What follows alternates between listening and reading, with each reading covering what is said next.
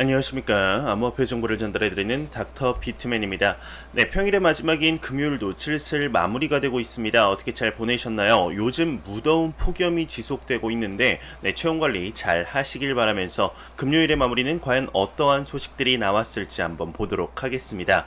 네, 최근 들어 암호화폐 시장이 더위를 먹은 것일까요? 좋지 못한 방향으로 흘러가고 있다가 오늘에서야 소폭 반등이 나오는 모습을 보여주고 있습니다.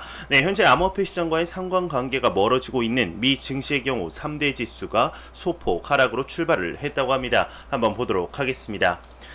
네, 미 증시 3대 지수가 소폭 하락 출발을 했는데요. S&P 500 지수는 0.59%, 나스닥 지수가 0.45% 하락, 그리고 다우 지수가 0.56% 하락 개장을 했다고 합니다.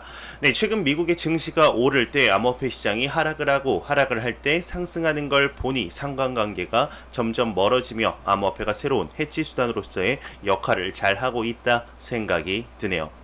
네, 이러한 소식과 더불어 비트코인이 요 며칠 계속 하락하는 모습을 보여주었었는데 11,650달러 밑으로 하락하기는 조금 힘들다는 견해가 있습니다. 그만큼 지지선이 강하다는 건데 한번 보도록 하겠습니다. 네, OKEX의 애널리스트 같은 경우는 비트코인 11,650달러 지지선이 견고하다 언급을 했습니다. 네, OKEX 소속 애널리스트 네오는 전날 12,000달러 선이 무너진 이후 비트코인이 11,650달러 선 부근에서 세 차례 지지를 받으며 반등하는 모습을 나타냈다고 합니다. 네, 해당 구간에 일정 수준의 지지벽이 존재한다는 반증이기도 한데요. 네, 이번 주 12,000달러 선이 무너진 후 비트코인 시장 투자 심리가 조금 내려간 모양새다 언급하고 있습니다.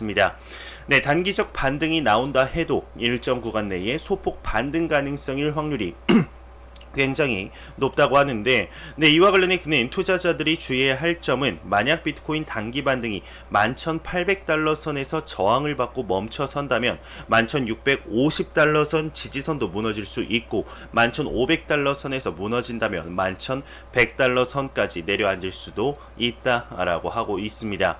네, 많은 애널리스트들의 공통적인 의견이 11,500달러인 만큼 주의 깊게 지켜봐야 할 것 같습니다. 중장기적으로 투자하는 분들에게는 크게 의미가 있지는 않지만 단기적으로 트레이딩하는 분들은 조금 지켜봐야 할 구간이 아닐까 생각이 드는데요.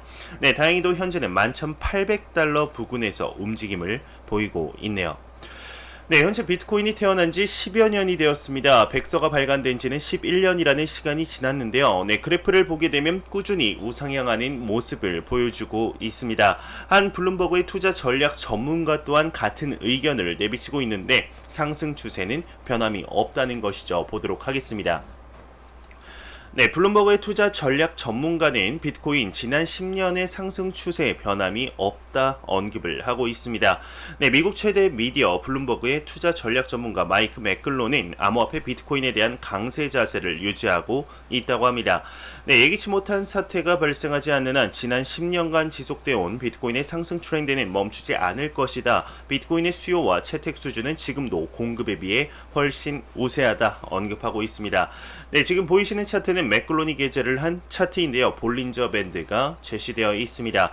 네, 간단하게 보시면 X축은 연도, 그리고 Y축은 가격입니다.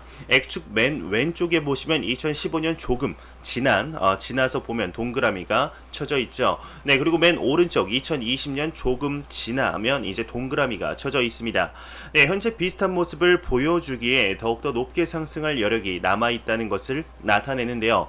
네, 그래프만 봤을 때 같은 비율로 상승을 한다면 엄청난 상승장 기대할 수 있겠죠. 많은 분들이 기다리는 대상승장, 정말 상승할 것만 같은 움직임에 기대 한번 해보도록 하겠습니다.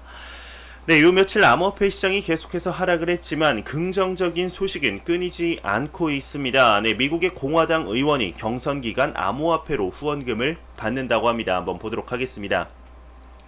네, 미국의 공화당 의원 지금 경선 기간 암호화폐로 후원금을 받는다고 하는데 톰 에머 미네소타주 공화당 하원 의원이 경선 기간 암호화폐 후원을 받는다. 코인데스크가 보도를 했습니다. 네, 톰 에머 의원은 20일 비트페이를 통해 모든 암호화폐 후원금을 처리할 예정이라고 밝혔는데 네, 후원자들은 비트페이가 지원하는 8개 암호화폐를 통해 후원금을 보낼 수 있다고 합니다. 네, 톰 에머 의원의 경우 대표적인 친암호화폐 인사로 알려져 있는데요. 네, 지난 지난 연도에는 민주당 의원이 암호화폐로 후원을 받으며 경선에 나와서 화제가 되었었습니다. 네, 바로 이제 앤드류 양 의원인데 이때 당시 앤드류 양의 경우 정치권이 암호화폐를 포함한 가상화폐 전반을 제대로 이해하지 못하고 있다며 본인이 적임자다라며 나왔었습니다. 하지만 아쉬운 결과를 보였었죠. 네, 하지만 이러한 정치권에서의 움직임이 암호화폐의 인식의 제고에 크나큰 영향력을 미칠 것은 당연한 사실인데요. 정치권에서의 움직임 꾸준히 나와주었으면 좋겠습니다. 네, 현재 전 세계적으로 점유율이 가장 높은 두 개의 카드사가 있습니다. 바로 비자 카드와 마스터카드인데 여러분들이라면 그중 하나의 카드사에서 어떠한 산업을 가리키며 잠재력이 너무 크다라고 언급한다면 어떠한 생각이 드실 것 같으신가요? 조금 더 알아보고 싶은 생각 안 드실까요? 네, 마스터카드에서 디지털 화폐, 암호화폐에 대한 잠재력을 굉장히 높게 보고 있는 것 같습니다. 암호화폐 시장에 굉장히 큰 소식인데 한번 보도록 하겠습니다. 네, 지금 마스터카드 블록체인 총괄은 가상자산 손 안 내밀기에는 잠재력이 너무 크다 언급을 한 것이죠. 네, 인터뷰는 이제 마스터카드 블록체인 가상자산 부문 부사장과의 인터뷰인데, 네, 현재 마스터카드의 움직임이 심상치 않다고 합니다. 네, 올해 7월부터 가상자산 업계와의 협력을 강화하고 있다고 하는데요. 타 이제 지불 결제 사업자도 마찬가지라고 합니다. 네, 다만 마스터카드와 달리 이들은 협력을 하면서도 최대한 본인들의 브랜드를 숨기려 하는데 마스터카드는 당당히 자신들의 브랜드를 전면에 내건다고 하네요. 네, 이를 이유로 업계는 마스터카드가 산업 혁신을 가속화하는 동시에 소비자에게 다양한 결제 방식을 제공하려는 의지가 돋보인다고 평가를 하고 있습니다.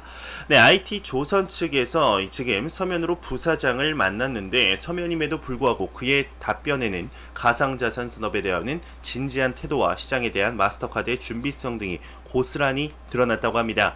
네, 마스터카드가 블록체인 기술에 이제 관심을 기울이고 가상자산 업계와 적극적으로 협력하는 이유는 바로 잠재력 때문이다 언급을 하고 있습니다. 네, 다모다란 부사장 같은 경우는 오랜 기간 세계 결제 네트워크를 구축하고 선도하는 마스터카드는 블록체인이 또 다른 혁신 결제 네트워크를 창출할 수 있다고 본다며 블록체인은 가상자산의 가치 그 이상을 뛰어넘는 잠재력을 가지고 있다 언급을 하고 있네요. 네, 굉장히 높게 평가를 하고 있죠. 세계의 결제 시스템 판도를 바꿀 만한 잠재력을 가지고 있는 것도 사실입니다. 네, 밑에 더 자세하게 보고 싶지만 내용이 너무 길어질 것 같아서 그냥 간단하게 정리해서 말씀드리면, 밑에 나오는 내용은 이제 블록체인과 암호화폐의 잠재력이 무궁무진하다. 하지만 제도적으로 미성숙된 부분이 많아 제한이 많다. 이 부분만 보완이 된다면 엄청난 포텐셜을 볼 수 있을 것이다. 그렇기 때문에 우리는 마스터카드가 적극적으로 뛰어들고 있다라는 내용입니다. 네, 현재 여러분들도 보이시겠지만 전 세계적으로 암호화폐 시장에 대한 관심이 증가하고 있으며 실질적인 투자 즉 액션이 보이고 있는 이 시점, 과연 암호화폐 시장이 어떻게 진행이 될지 뻔히 보이지 않으신가요? 네, 짧으면 5년, 길면 10년 안에 세상에 많은 것들이 지금 블록체인과 암호화폐로 인해 많은 변화를 이루어졌을 모습이 너무 보이는 것 같습니다. 네, 조금만 더 같이 한번 힘내봅시다. 네, 매일같이 나오는 리플 XRP에 관한 소식이 오늘도 또한 나왔습니다. 오늘은 두 가지 소식이 나왔는데요. 어떠한 소식일지 한번 보도록 하겠습니다. 네, 지금 리플 XRP가 6천만 XRP를 제드 맥켈럽에게 전송을 했다라는 소식이 나왔습니다. 제목만 봐도 안 좋은 소식이죠. 참 안타까운 소식인데, 네, 암호화폐 거래 추적 사이트 웨이럴렛은 리플이 제드 맥켈럽에게 또 한 번 거액을 지불했다 보도가 나왔습니다. 네, 이번에 6천만 XRP 하나로 20.6억 원 상당의 XRP가 이체되었다고 하는데 참 안타까운 일이죠. 네, 그중 610만 XRP를 현금화했다고 하는데요. 네, 이런 안타까운 소식도 있지만 그리 나쁘지 않은 소식도 한 가지 있습니다. IMF 측에서 보고서에서 리플을 다시 한번 언급한 것인데 보도록 하겠습니다. 네, IMF는 리플 그리고 칼리브라 등 기존 결제 솔루션과 경쟁할 것이다 언급을 했습니다. 네, 유투데이에 따르게 되면 국제통화기금이 8월 최신 보고서에서 리플, 페이스북의 칼리브라, 서클의 센트릭 콘소시엄을 언급하며 이 같은 솔루션이 기존 결제 솔루션과 경쟁하고 있다 전했습니다. 네, 이미 이러한 솔루션의 경우 페이팔이나 이제 스퀘어와의 차별화된다 언급을 하고 있는데요. 네, 국제통화기금인 IMF의 리플 사랑은 이미 예전부터 시작이 되었었죠. 네, 여기 화면을 보시게 되면은 작년 3월 IMF 측에서는 리플의 창업자와 서클 SEO를 소집한 적이 있었습니다. 네, 이유는 이제 블록체인 및 암호화폐를 포함한 핀테크에 대한 자문을 얻기 위해서였죠. 네, 그리고 이 화면을 다시 보시게 되면은 IMF뿐만 아니라 세계은행인 월드뱅크의 경우도 현재 리플과의 협업을 하고 있는 것으로 알려져 있습니다. 네, 전 세계에 내놓으라 하는 기업들, 심지어 중앙은행들 또한 블록체인 핀테크의 디지털 화폐에 대해서 언급을 하고 있는데 너무 눈에 뻔히 보이지 않으시나요? 네, 하지만 가장 중요한 대중들의 인식의 변화, 그리고 가장 중요한 무관심이 참 안타까운 것 같습니다. 네, 미국의 경우는 현재 그레이스케일이 미 전역에 광고를 하면서 비트코인의 대중화를 위해 힘쓰는 모습을 볼 수가 있는데 우리나라도 그러한 기업들이 나왔으면 하는 바람이 있네요. 지금 세계는 천천히 바뀌어 가고 있습니다.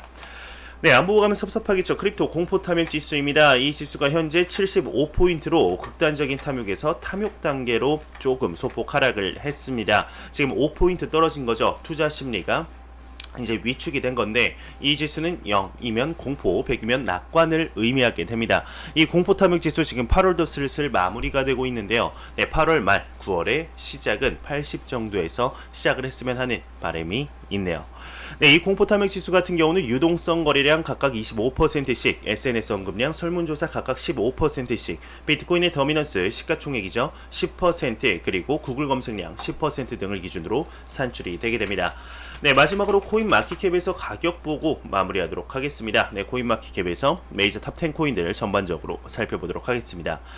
네, 지금 시가총액 1위의 비트코인 같은 경우는 0.72% 상승하며 하나 1,400만원대를 지금 돌파를 했습니다. 이더리움 같은 경우는 1.34% 상승하며 49만 3천원대, 리플 XRP가 0.17% 하락하며 344원대를 보여주고 있습니다. 정말 숨도 안 쉬고 올라갔던 시가총액 5위의 체인링크 벌써 5위까지 올라갔네요. 마이너스 4.11% 하락하며 18,706원대를 보여주고 있습니다. 네, 비트코인 더미넌스 같은 경우는 58.8%로 작년이 아니죠. 지난달 대비 조금 많이 하락한 모습을 보여줬지만 아직까지도 높은 58.8%를 나타내고 있네요. 네, 제가 준비해온 소식은 여기까지입니다. 영상이 도움이 되셨다면 구독과 좋아요 그리고 광고 한 편만 처음부터 끝까지 시청해 주시기 바랍니다. 이 채널은 오직 광고 수익으로 운영이 되게 됩니다. 항상 영상 시청해 주시는 시청자분들, 구독자분들 너무나 감사합니다. 저는 다음 영상으로 찾아뵙도록 하겠습니다. 지금까지 닥터 비트맨이었습니다. 감사합니다.